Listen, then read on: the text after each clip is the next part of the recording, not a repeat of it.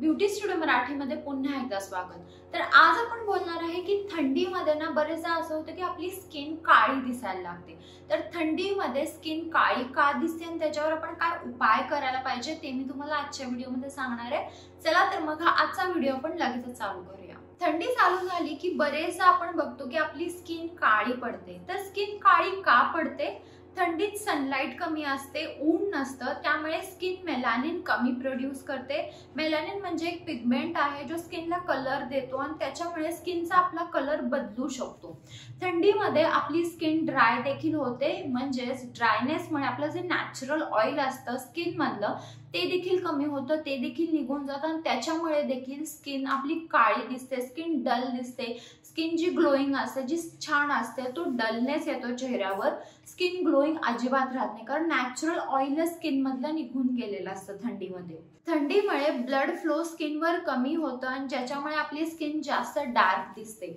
थंडीमध्ये ना आपण कडक कडक पाणी आपल्या चेहऱ्यावर वापरतो आणि ज्याच्यामुळे आपलं जे नॅचरल ऑइल असतं स्किन मधलं ते देखील निघून जातं आणि त्याच्यामुळे देखील स्किन आपली डार्क डल काळी दिसायला लागते। तर आपण कोणत्या टिप्स फॉलो करू शकतो? तर तुम्हाला रोज किंवा 2 दिवसातून एकदा तुमच्या चेहऱ्यावर एकतर पपई, केळी, किवी हे तुमच्या चेहऱ्यावर फक्त रब करायचं आणि टोमॅटो देखील रब करू शकता।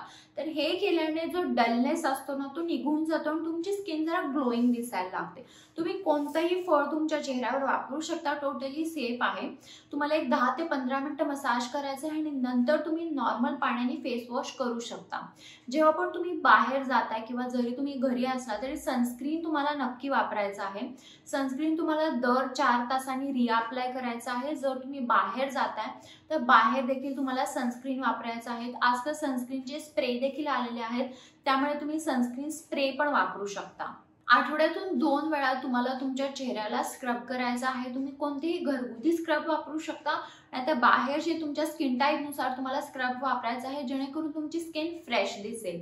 जर थंडीमध्ये खूप जास्त ड्राय स्किन होत असेल, डलनेस आलाय, काळेपण आलाय, तर तुम्ही मलई तुमच्या चेहऱ्यावर वापरू शकता, पण फक्त ड्राय स्किन असेल तर, नॉर्मल स्किन असेल तर। जर तुमची तेलकट त्वचा आहे, कॉम्बिनेशन त्वचा आहे, तर त्याच्यावर तुम्हाला मलई अजिबात लावायचं नाही, नाहीतर तुम्हाला पिंपल्स येऊ शकतात।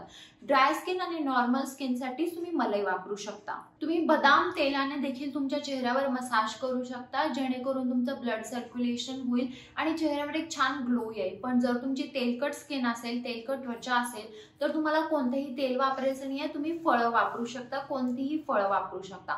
थंडीमध्ये तुम्हाला तुमच्या चेहऱ्यावर कोणतेही हार्श इंग्रेडिएंट्स वापरायचे नाहीयेत, म्हणजे जे काही तुम्ही वापरता त्याच्यामध्ये अल्कोहोल, फ्रेग्रन्स, सल्फेट असं काही नसलं पाहिजे। जे नॉर्मल नॅचरल प्रोडक्ट्स असतात तेच वापरायचं आहे। तर हा होता आजचा माझा व्हिडिओ। जर व्हिडिओमध्ये तुम्हाला काही शंका असतील तुम्हाला कमेंट बॉक्समध्ये विचारू शकता आणि हा व्हिडिओ जर आवडला असेल तर व्हिडिओला लाईक करा, शेअर करा आणि चॅनल सबस्क्राईब करायला विसरू नका। चला तर मग आपण लवकरच भेटूया एका नवीन व्हिडिओमध्ये, तोपर्यंत काळजी घ्या, बाय।